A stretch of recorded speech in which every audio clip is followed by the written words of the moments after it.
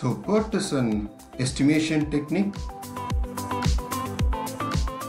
and generally used across industry. And the most likely is what is given additional weightage because there's a multiplication of 4 for most likely. So based on that you arrive an estimate. So if it is for a task A, say for example, if it is optimistic is 4 days of effort, and most likely something like 5 days, and pessimistic is something like 6 days. So 5 into 4, that becomes 20. So you add up, so it will be around the most likely. And how to arrive at the most likely? I mean the effort, as far as effort days is concerned, that is depends on the organization maturity as well. Again, there are techniques like the expert judgment, so on and so forth.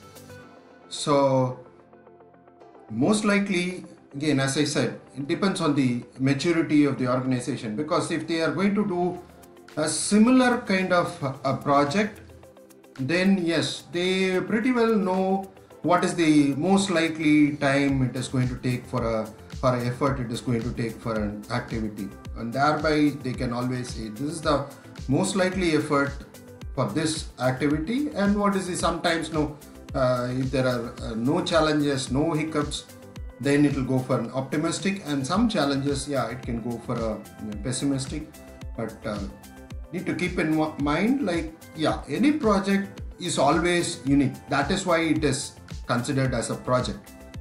If it is a kind of a repetitive task and again same time kind of task, then it is going to be an operation. That one needs to keep in mind as well.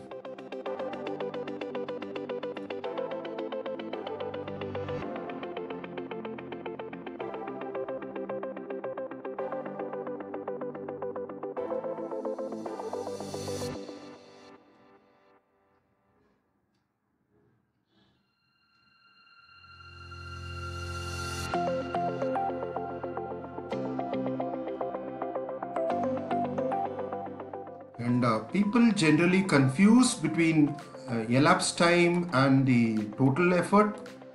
Elapsed time is the calendar time. A project, for example, maybe of 3 months duration. That's about the 90 days. Could be the elapsed time because the calendar wise it is 3 months in duration, whereas and again it's about 90 calendar days it takes is what is the elapsed time. Whereas effort is the number of work units required to complete the activity. If it is 90 days, but assuming, yeah, it is only one consultant or one resource works across the 90 days, then yeah, the elapsed time and the effort could be same. But generally that is not the case. Each of the activity, the number of consultant or resource working on it could vary. So for an example, if it is 90 days and 3 resources are going to be available entirely on all the 90 days, so it is 90 into 3, which is 270 man days. In that case, this example, the elapsed time is 90 calendar days, whereas the effort will be 270 man days.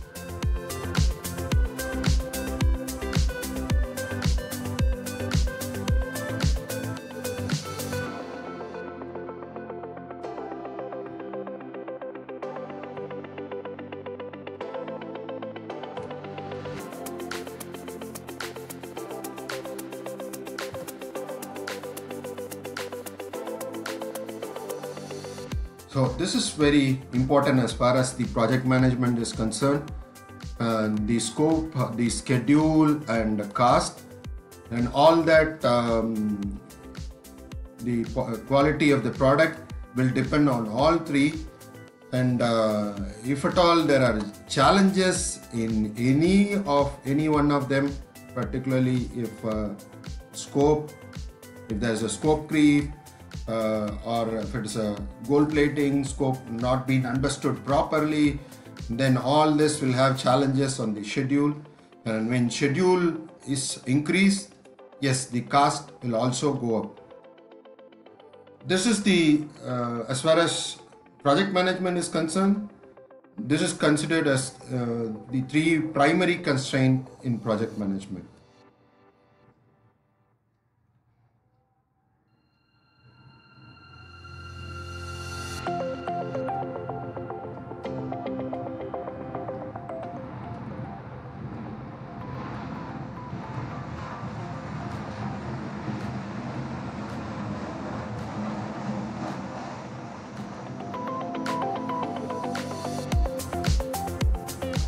So deliverable is a unique, verifiable product,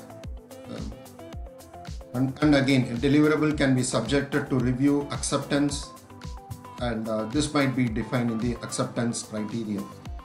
So in any project, there could be multiple deliverables, and generally in a kind of a fixed price project, the deliverables are considered as a kind of a milestone, and a kind of a payment could be linked to the deliverable as well.